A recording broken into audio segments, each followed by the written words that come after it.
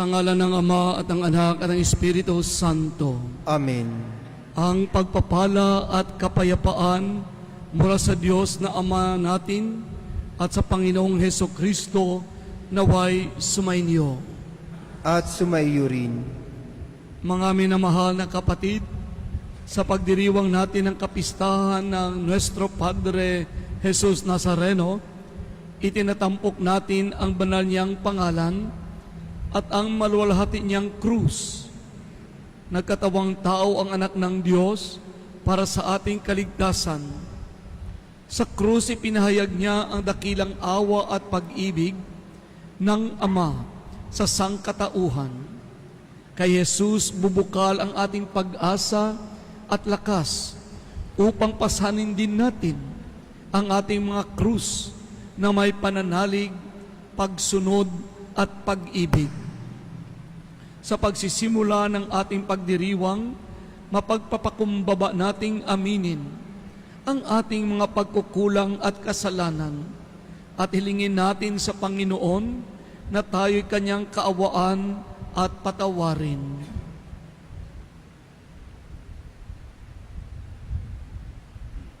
Poong Jesus Nazareno, Ikaw ang larawan ng Diyos ng pag-ibig. Panginoon, kaawaan mo kami. Panginoon, kaawaan mo kami. Poong Jesus Nazareno, Ikaw ay nagtiis ng maraming hirap at kamatayan sa krus para sa aming mga kasalanan. Kristo, kaawaan mo kami. Kristo, kaawaan mo kami. Poong Jesus Nazareno, Ikaw ang lingkod na lubos na kinalulugdan ng Ama. Panginoon, kaawaan mo kami. Panginoon, kaawaan mo kami. Kaawaan tayo ng makapangyarihang Diyos, patawarin tayo sa ating mga kasalanan, at patnubayan tayo sa buhay na walang hanggan. Amen. Gloria in excelsis Deo.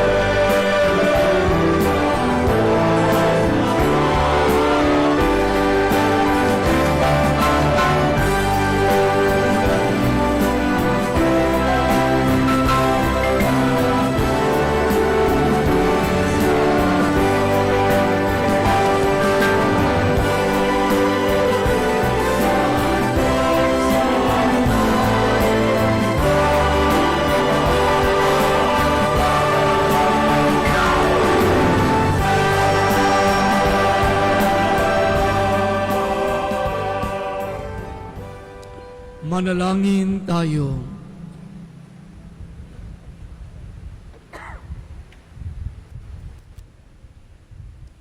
Ama naming makapangyarihan, niloob mong akuin ng iyong anak ang krus at kamatayan upang ang sangkatauhay matubos at mabuhay.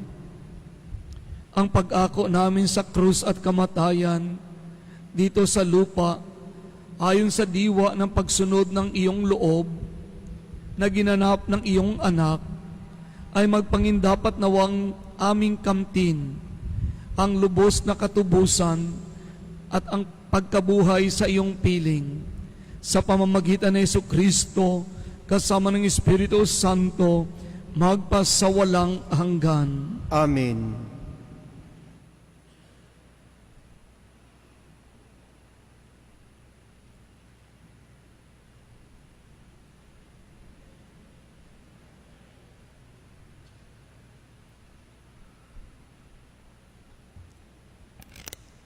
Pagbasa mula sa aklat ng mga bilang. Noong mga araw na iyon, nainip ang mga tao sa pasikot-sikot na paglalakbay. Nagreklamo sila kay Moises, "Inialis mo ba kami sa Ehipto para patayin sa ilang na ito? Wala kaming makain ni mainom. Sawa na kami sa walang kwentang pagkain ito." Dahil dito, sila ay pinadalhan ng Panginoon ng makamandag na ahas, at sino mang matuka nito ay namamatay. Kaya't lumapit sila kay Moises. Sinabi nila, "Nagkasala kami sa Panginoon at sa iyo. Idalangin mo sa kanyang paalisin ang mga ahas na ito." Dumalangin nga si Moises at ganito ang sagot sa kanya ng Panginoon, "Gumawa ka ng isang ahas na tanso. Ilagay mo iyon sa dulo ng isang tikin. At sino mang natuklaw ng ahas na tumingin doon ay hindi mamamatay." Gayon nga ang ginawa ni Moises.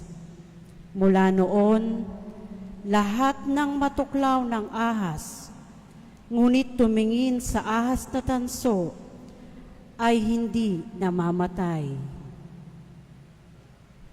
Ang salita ng Diyos. Salamat sa Diyos. Hindi nila malilimot ang dakilang gawa ng Diyos. Hindi nila malilimot ang dakilang gawa ng Diyos. Kaya ngayon ay makinig sa turo ko, mga anak. Inyong dinggin at ulinigin, salita kong binibigkas. Itong aking sasabihin ay bagay na talinhaga. Nangyari pa noong una, kaya ito ay mahiwaga. Hindi nila malilimot ang dakilang gawa ng Diyos. Datapwat noong sila ay lilipulin na ng Diyos, nagsisi ang karamihan at sa Kanya ay nagbalik loob. Noon nila nagunitang ang sanggalang nila ay ang Diyos, ang kataas-taasang Diyos ay kanilang manunubos. Hindi nila malilimot ang dakilang gawa ng Diyos. Kaya't siya ay pinuri ng papuring hindi tapat, pagkat yaon ay pakunwari at balat kayong matatawag. Sa kanilang mga puso, nagahari ay kataksilan. Hindi sila nagtatapat sa ginawa niyang tipan. Hindi nila malilimot ang dakilang gawa ng Diyos. Gayunpaman, palibhasa ay Diyos siyang mahabagin.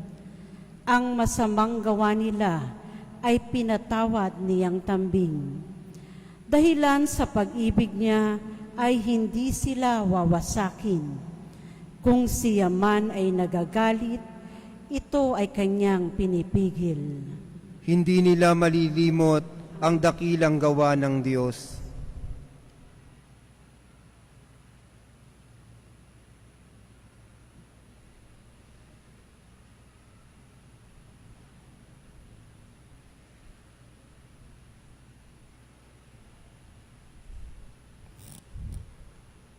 Pagbasa mula sa sulat ni Apostol San Pablo sa mga taga-Filipos. Si Kristo Jesus, bagamat siya ay Diyos, ay hindi nagpilit na manatiling kapantay ng Diyos. Bagkus, hinubad niya ang lahat ng katangian ng pagkadiyos. Nagkatawang tao at namuhay na isang alipin. Nang maging tao, siya ay nagpakababa at naging masunurin hanggang kamatayan. Oo, hanggang kamatayan sa krus. Kaya naman, siya ay itinampok ng Diyos at binigyan ng pangalang higit sa lahat ng pangalan. Ano pat ang lahat ng nilalang na nasa langit, nasa lupa, at nasa ilalim ng lupa, ay maninikluhod at sasamba sa Kanya, at ipapahayag ng lahat na si Jesucristo ang Panginoon sa ikararangal ng Diyos Ama. Ang salita ng Diyos. Salamat sa Diyos.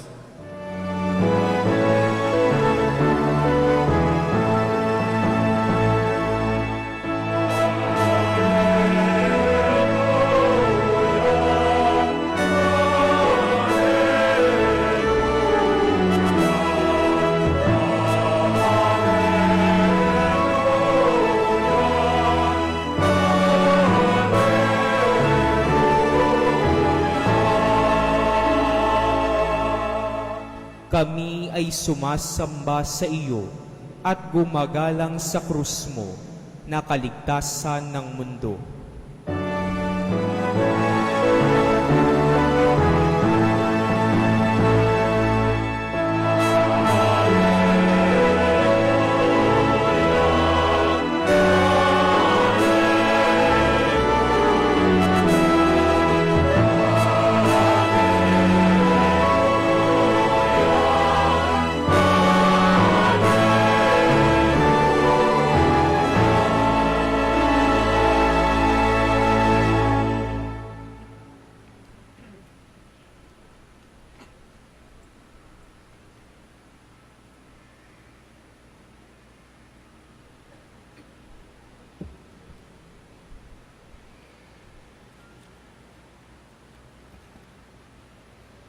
Sumainyo ang Panginoon. At sumaiyo rin.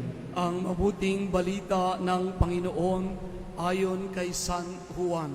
Papuri sa iyo, Panginoon.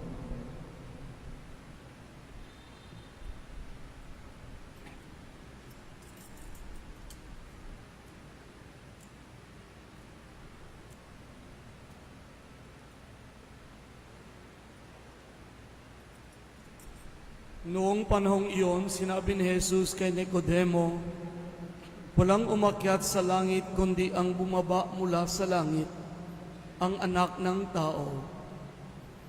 At kung paanong itinaas ni Moises ang ahas doon sa ilang, gayon din naman, kailangang itaas ang anak ng tao upang ang sinumang sampalataya sa Kanya ay magkakaroon ng buhay na walang hanggan. Gayon na lamang ang pag-ibig ng Diyos sa sanlibutan, kaya ibinigay niya ang Kanyang bugtong na anak upang ang sumampalataya sa Kanya ay hindi mapapahamak, kundi magkaroon ng buhay na walang hanggan. Sapagkat sinugo ng Diyos ang Kanyang anak, hindi upang hatulang maparusahan ang sanlibutan, kundi upang iligtas ito sa pamamagitan niya. Ang mabuting balita ng Panginoon. Pinupuri ka namin, Panginoong Jesucristo. Viva Señor Jesus Nazareno. Purihin natin ang Panginoon. Ikalawang araw ng ating nobinaryo sa ating paghahanda sa kapistahan ng Senyor Santo Niño. At araw din ng kapistahan ng Jesus Nazareno ngayong araw. So, sinong ating pag-usapan ngayon? Ang Senior Santo Niño o ang Jesus Nazareno? Hindi naman sila magkaaway, ano po. Iisa lang sila, ano po.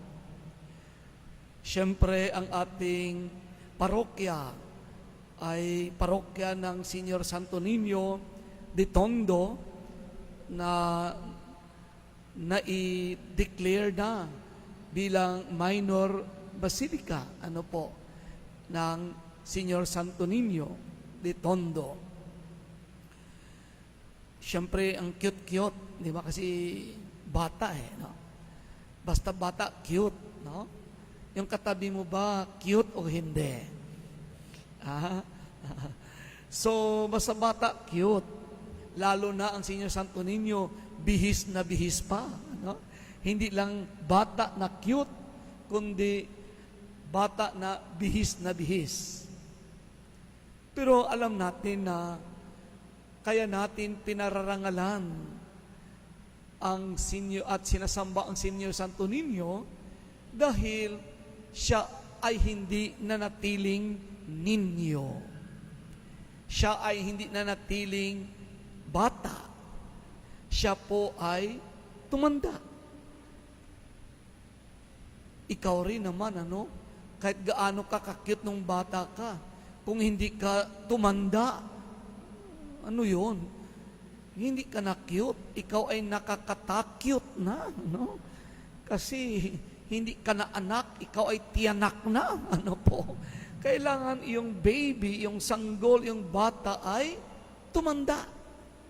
At yun nga po, si Senior Santo Niño, nang tumanda, ay naging Jesus Nazareno. So, mahalaga sa atin ang Senior Santo Niño dahil siya'y walang iba, kundi ang Jesus Nazareno. At sana din po ikaw at ako ay tumanda rin, hindi lamang sa edad, hindi lamang sa mukha, hindi lamang sa katawan, kundi yung tumanda na ibig sabihin po, may pinagtandaan. Hindi ho ba? Lumago bilang tao at bilang Kristiyano. Although na kung minsan, yung buhok natin, hindi lumalago. Sa akin, hindi lumago ang aking buhok.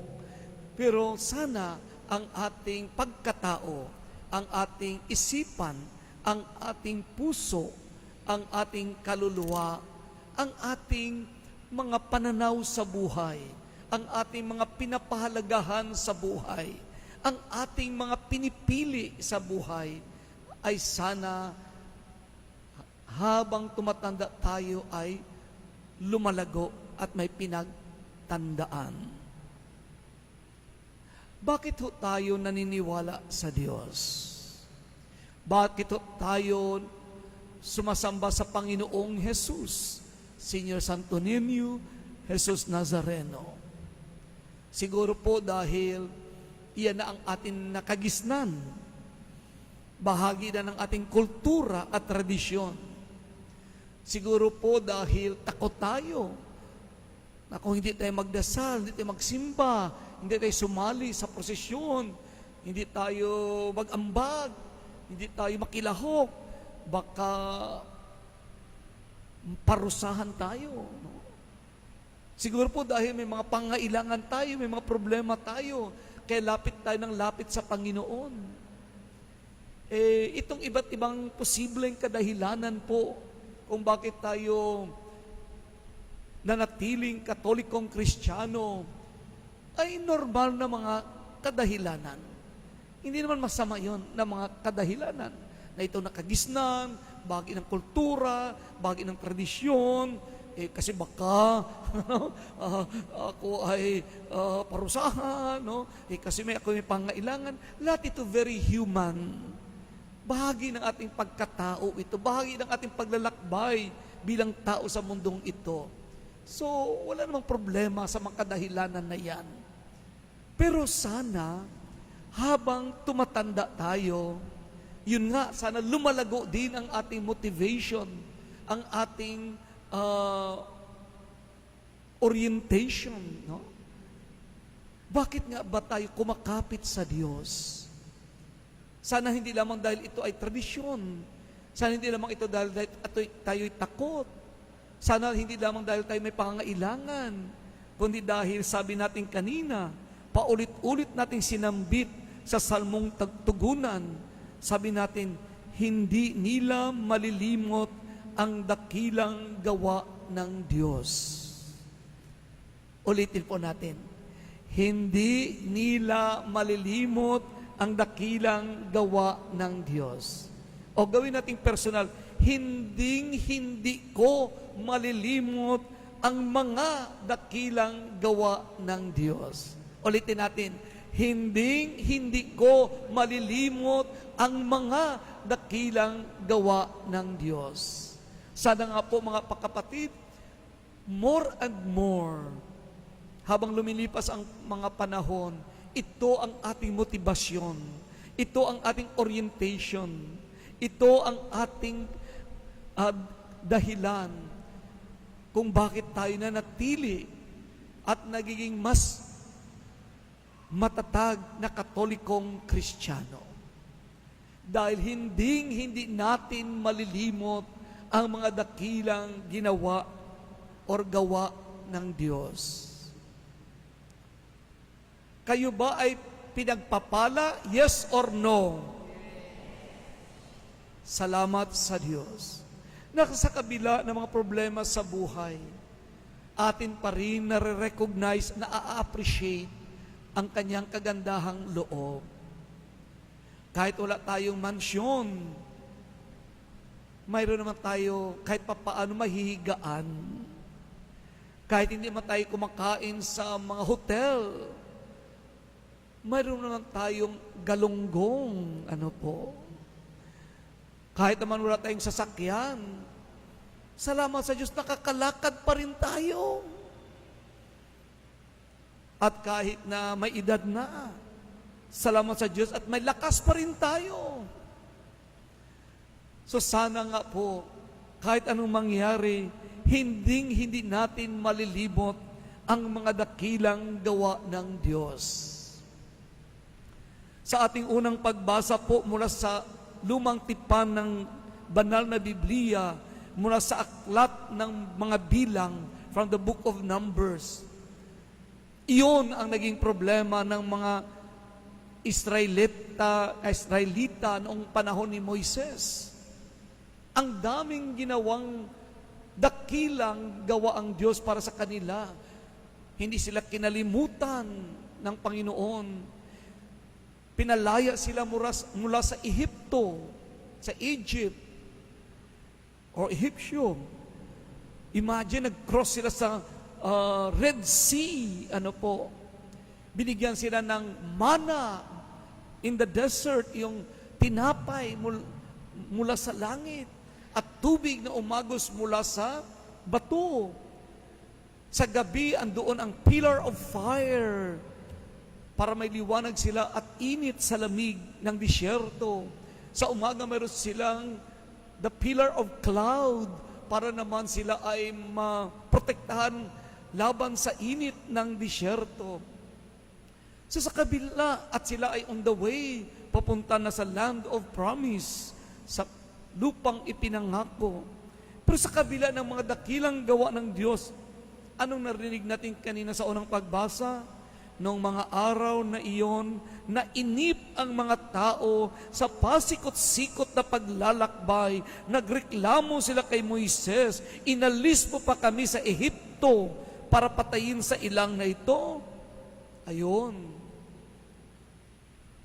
Sa kabila ng mga dakilang gawa ng Diyos, nakafocus sila sa problema. Totoo naman na sa kabila ng ating pananampalataya sa Diyos, totoo naman po sa kabila ng pagmamahal ng Diyos sa atin, may problema pa rin ang buhay. Normal po yan. Pero sana, hindi lamang tayo nakafocus sa problema, kundi sa mga dakilang gawa ng Diyos. Pero parang ganun yata ang tao, hindi ba? Napakalaki ng blackboard. Well, dati blackboard yan, no? Ngayon, whiteboard na. Di ba? Dati napakalaki ng blackboard. May isa ka lang iginuhit na tuldok doon. O kaya napakalaki ng whiteboard. Mayroon ka lang iginuhit na may isang tuldok doon. Pag tinanong mo ang mga tao, anong nakikita nyo? Sasagot sila, may tuldok. Napakaliit ng tuldok. Pero yun ang nakikita. Imbes na sabihin, blackboard o whiteboard, yung mas malaki, no? Mas malapad, di ba? Dapat yun ang mas nakikita. Siguro dapat maliit na tuldok sa malaking blackboard, no? Maliit na tuldok sa malaking malapad na whiteboard. Pero kalimitan, nakafocus lang tayo sa tuldok, sa problema. Hindi sa dakilang gawa ng Diyos. Nasa kabila ng lahat, libre pa rin ang init ng araw at ang liwanag ng buwan at bituin. Libre pa rin ang ihip ng hangin. Mga kapatid, yun ang narinig natin kanina sa proceeding, nainip ang mga tao. Yun, mainipin. Naalala ko, noong estudyante pa lang ako sa Bacolod, no? Pag sumulat ka sa mga taga Manila, mga 1 week yan bago dumating ang sulat, airmail na yun, no? Airmail, hindi ba? Hindi ordinary mail, kasi kung ordinary mail, baka 2 weeks, ano po. Tapos mag-antay ka for another week, another 2 weeks, bago mo matanggap yung sagot. Ngayon, text lang 1 segundo lang, send.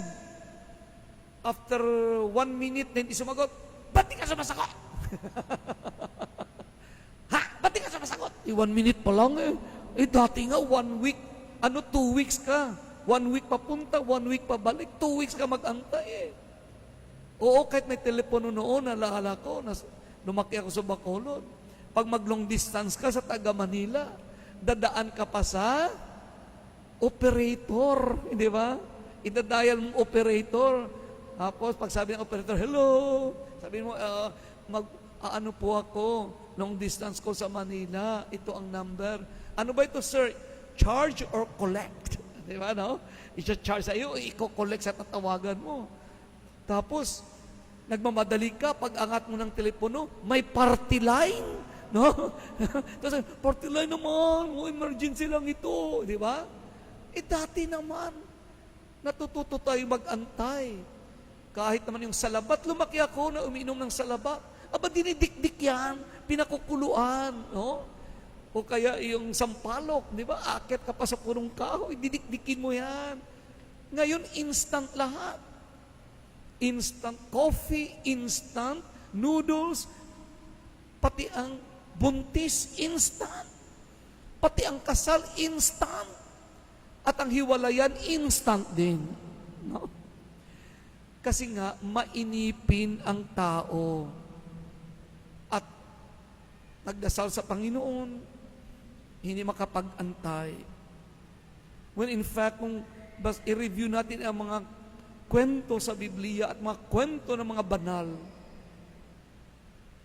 kailangan matutong mag-antay sa kaganapan ng panahon, sa tamang oras, in God's own good time, in God's own good way, in the fullness of time.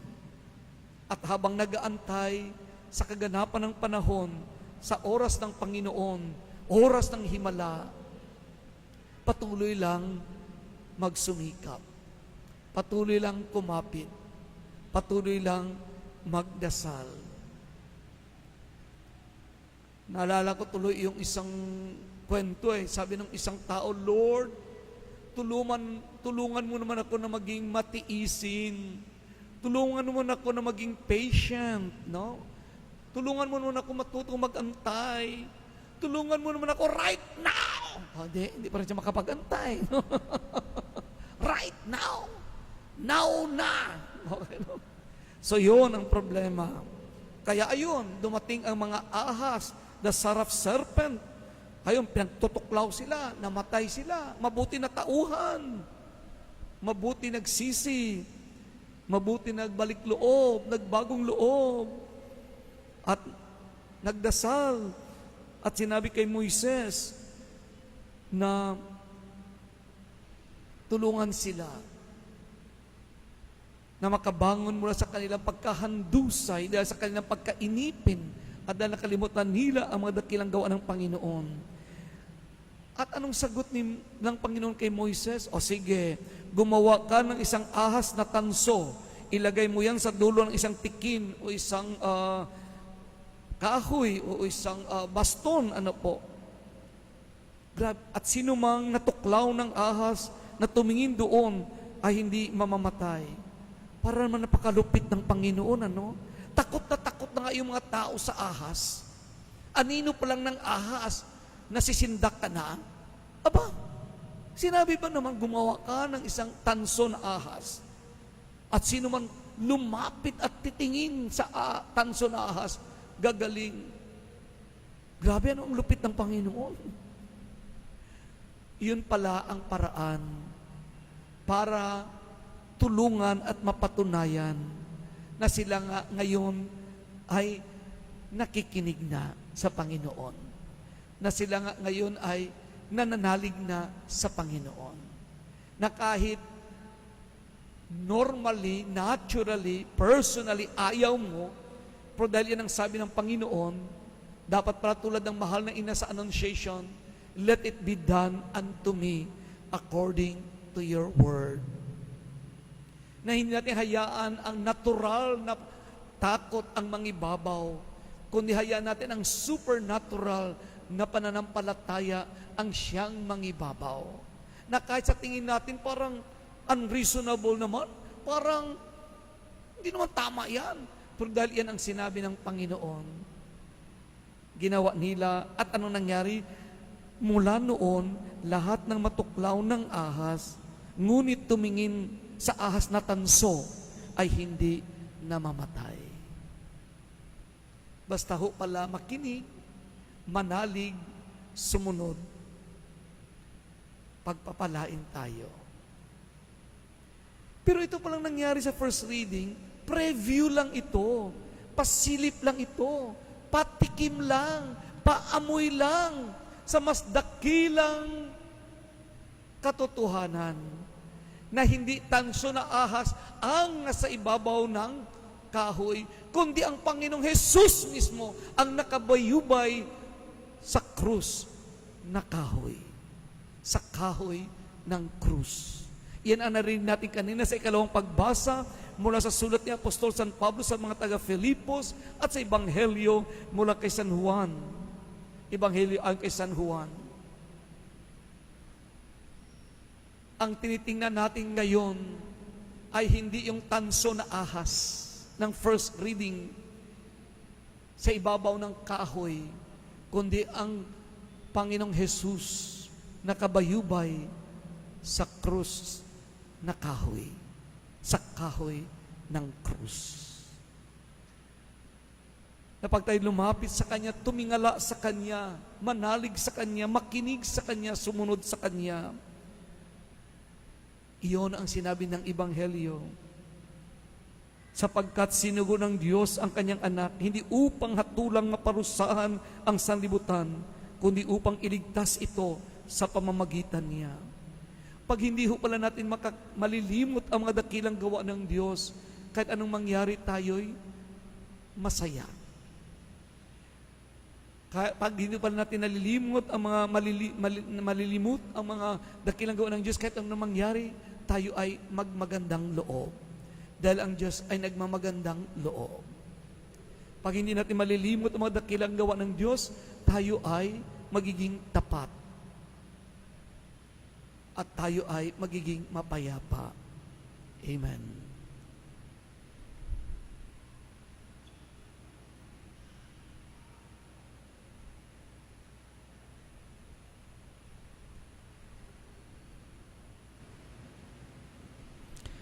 Mga kapatid, tayo ay tinipon upang ipagdiwang ang misteryo ng ating kaligtasan sa pamamagitan ng ating Panginoong Hesukristo, sa pagpaparangal natin sa Kanyang banal na pangalan at maluwalhating krus, Ding ginawa ng Diyos Ama ang ating mga dasal, alang-alang sa pagmamahal niya sa kanyang bugtong anak.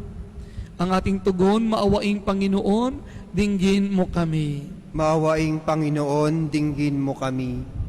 Ang iyong anak, si Kristong kataas-taasang pari, ay patuloy na niluluwalhati ka. Italaga mo ang simbahan sa kabanalan at pagsunod upang maging liwanag ng sanlibutan. Manalangin tayo sa Panginoon. Maawaing Panginoon, dinggin mo kami. Ipinagkaloob mo sa amin ang iyong anak na si Jesus na nagpakumbaba hanggang sa kamatayan sa krus. Gawin kaming maamo at mababang loob upang tunay kaming magmahal at maglingkod sa isa't isa. Manalangin tayo sa Panginoon. Maawaing Panginoon, dinggin mo kami. Nilikha mo ang tao sa iyong wangis at larawan. Tulungan kaming kilalanin ang ngalan at larawan ng iyong anak sa aming kapwa upang maghari ang paggalang, katarungan at pagtutulungan. Manalangin tayo sa Panginoon. Maawaing Panginoon, dinggin mo kami. Sa pamamagitan ng sugat ng iyong pinakamamahal na anak, kami ay pinaghilom. Makita nawa ng mga may sakit sa banal na krus ang kagalingan, kalakasan at kapanatagan. Manalangin tayo sa Panginoon. Maawaing Panginoon, dinggin mo kami. Sa muling pagkabuhay ng iyong anak, nagtagumpay siya laban sa kasalanan at kamatayan. Ang mga yumao nawa ay patawarin sa kanilang mga kasalanan at magkamit ng walang hanggang kapayapaan.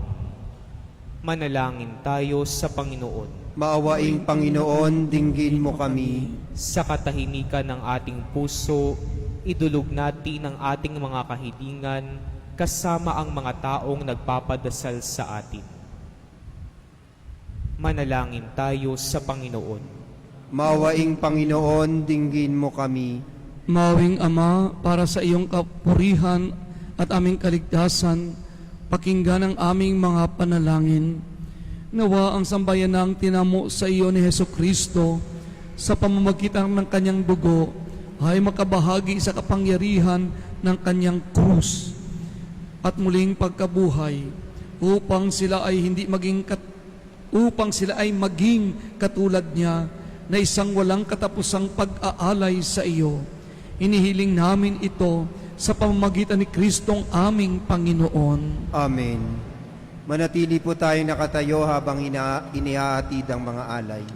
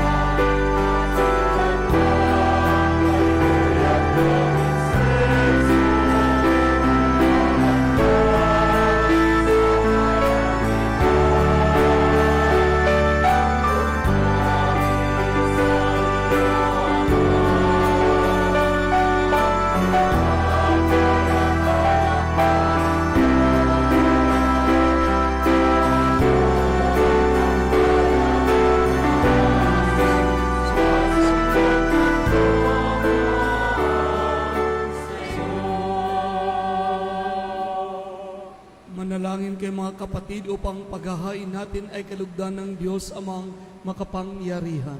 Tanggapin nawa ng Panginoon itong paghahain sa iyong mga kamay, sa kapurihan niya at karangalan, sa ating kapakinabangan at sa buong sambayanan niyang banal.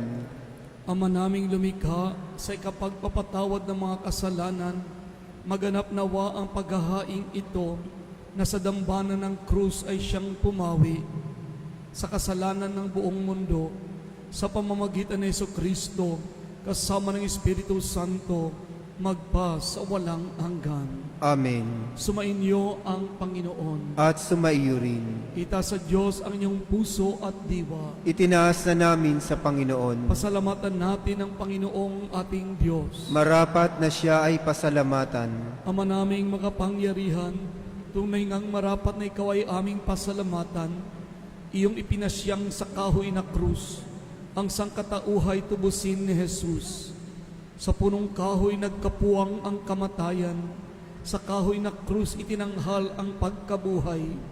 Sa punong kahoy na naig ang sumuway sa iyo, sa kahoy na krus siya'y nadaig na masunuring anak mo. Kaya kaysa ng mga anghel na nagsisiawit ng papuri sa iyo, nang walang humpay sa kalangitan, kami nagbubunyi sa iyong kadakilaan.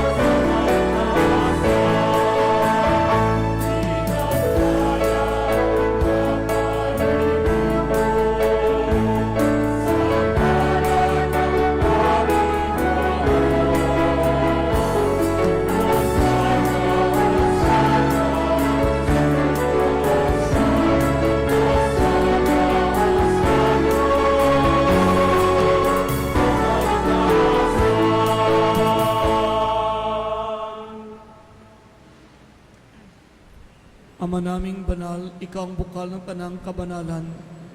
Kaya't sa pamamagitan ng iyong Espiritu, gawin mong banal ang kaloob na ito, upang para sa amin ay maging katawan at dugo ng aming Panginoong Hesukristo.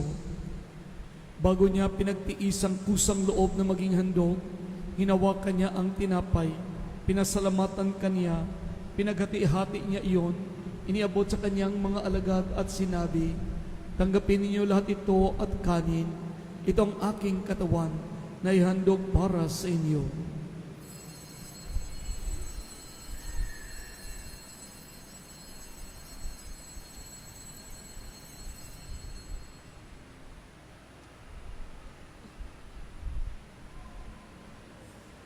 Gayon din naman nung matapos ang hapunan, hinawakan niya ang kalis, muli kanyang pinasalamatan, iniabot niya ang kalis sa kanyang mga alagad at sinabi, "Tanggapin ninyo lahat ito at inumin. Ito ang kalis ng aking dugo, ng bago at walang hanggang tipan. Ang aking dugo na ibubuhos para sa inyo at para sa lahat, sa ikapagpapatawad ng mga kasalanan. Gawin ninyo ito sa pag-alala sa akin."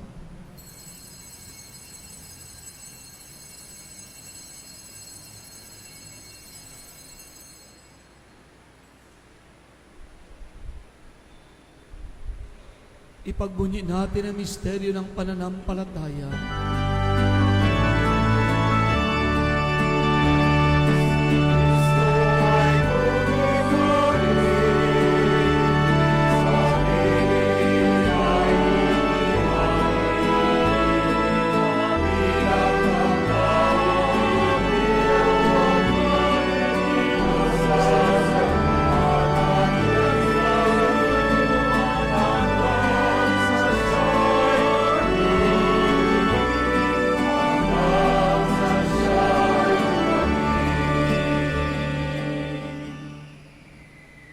Ama, ginagawa namin ngayon ang pag-alala sa pagkamatay at muling pagkabuhay ng iyong anak. Kaya't iniaalay namin sa iyo ang tinapay na nagbibigay buhay, at ang kalis na nagkakaloob ng kaligtasan. Kami nagpapasalamat dahil kami iyong minarapat na tumayo sa harap mo para maglingkod sa iyo. Isinasamo namin kaming magsasalo-salo sa katawan at dugo ni Kristo ay mabuklod sa pagkakaisa sa pamamagitan ng Espiritu Santo. Amalingapin mo ang iyong simbahang laganap sa buong daigdig. Puspusin mo kami sa pag-ibig kaisa ni Leon na aming Papa at ni Jose na aming Obispo at ng Tanang Kaparian. Alalahanin mo ang mga kapatid naming nahimlay na may pag-asang sila'y muling mabubuhay, gayon din ang lahat ng mga pumanaw. Kaawaan mo sila at patuloyin sa iyong kaliwanagan. Kaawaan mo pangindapating kaming lahat na makapasok, makasalo sa iyong buhay na walang wakas. Kaisa ng mahal na Birheng Maria na ina ng Diyos, ng kabiyak ng puso niyang si San Jose, kaisa ng mga apostol, ni San Lorenzo Ruiz, at ng lahat ng mga banal na namuhay dito sa daigdig ng kalugod-lugod sa iyo. May pagdiwang nawa namin ang pagpupuri sa ikararangal mo sa pamamagitan ng iyong anak na aming Panginoong Hesukristo. Sa pamamagitan ni Kristo kasama niya at sa Kanya, ang lahat ng parangal at papuri ay sa iyo, Diyos amang makapangyarihan, kasama ng Espiritu Santo, magpa sa walang hanggan.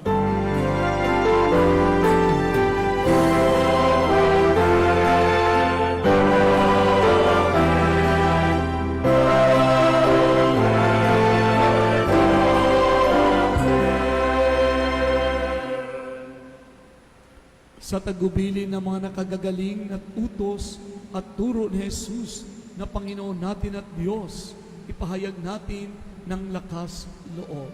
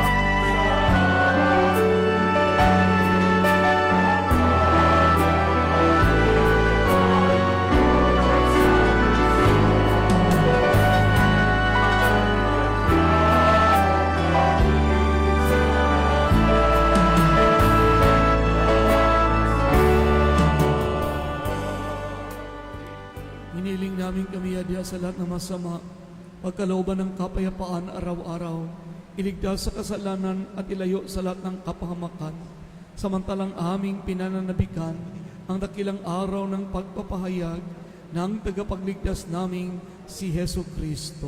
Sapagkat sa iyo ang kaharian, ang kapangyarihan at ang kapurihan magpakailanman. Amen. Panginoong Hesu Kristo, sinabi mo sa iyong mga apostol, kapayapaan ang iniiwan ko sa inyo, ang aking kapayapaan ang ibinibigay ko sa inyo. Tunghayan mo ang aming pananampalataya at huwag ang aming pagkakasala. Pagkalooban mo kami ng kapayapaan at pagkakaisa ayon sa iyong kalooban, kasama ng Espiritu Santo, magpasawalang hanggan. Amen. Ang kapayapaan ng Panginoon naway laging sumainyo. At sumaiyo rin. Magbigayan tayo ng kapayapaan sa isa't isa.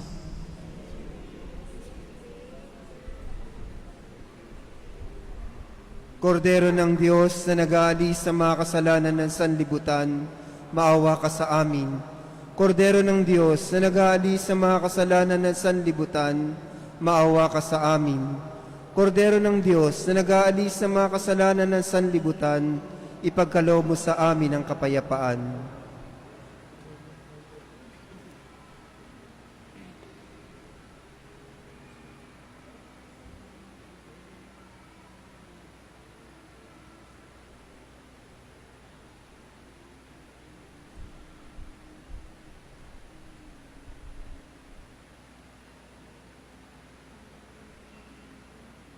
Ito ang kordero ng Diyos. Ito siyang nag-aalay sa makasalanan ng sanlibutan. Mapapalad ang mga inanyayahan sa kanyang piging. Panginoon, hindi ako karapat-dapat na magpatuloy sa iyo, ngunit sa isang salita mo lamang ay gagaling na ako.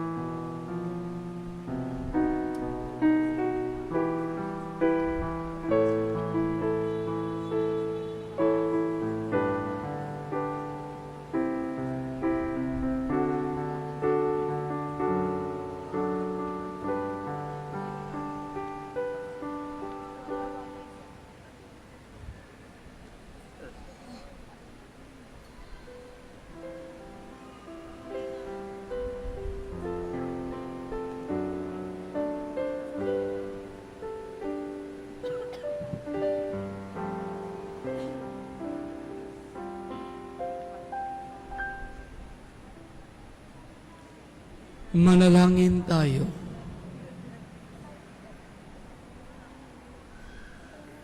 Panginoong Hesukristo, kami nagsalo-salo sa banal na pakikinabang ay nakikiusap sa iyo na ang mga nasagip ng kahoy na krus na nagbibigay buhay ay iyong ihatid sa pagkabuhay sa kaluwalhatian, sapagkat ikaw ang Panginoon magpasawalang hanggan. Amen. Ang salita ay naging tao. At nakipamayan sa atin. Manalangin tayo.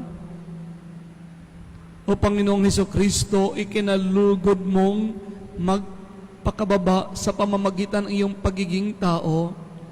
Isinilang ka sa piling ng tao at naging isang bata.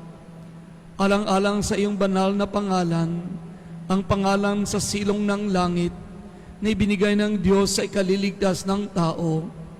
Ipagkaloob mo na kami ay patuloy na lumago sa karunungan, lakas, kabutihan.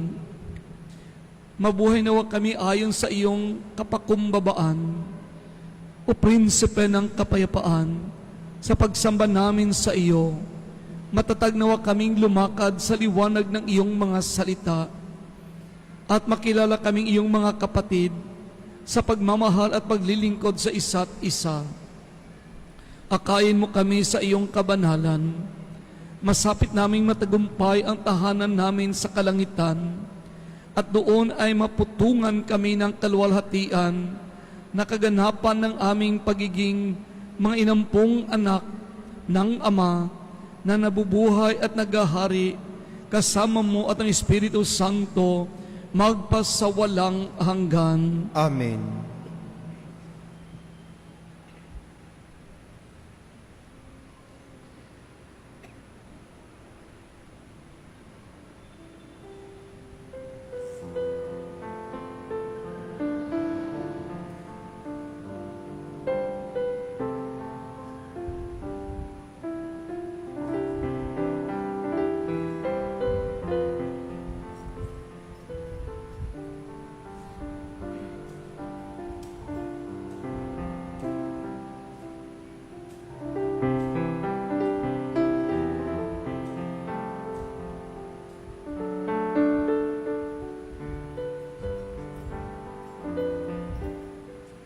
Magsiyaipo muna po ang lahat.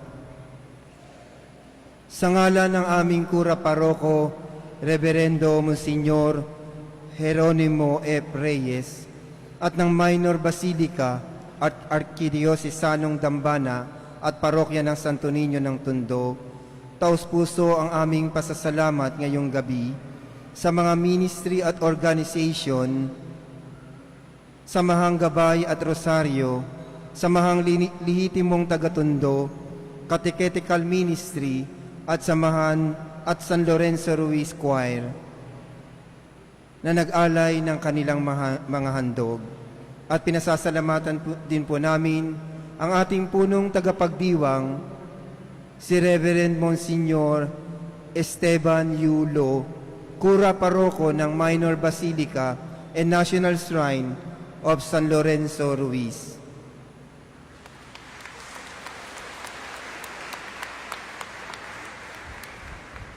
Sa ikalawang araw ng Misa Nobenaryo sa mahal na poong Santo Niño, maraming salamat po sa inyong lahat. Magsitayo po ang lahat.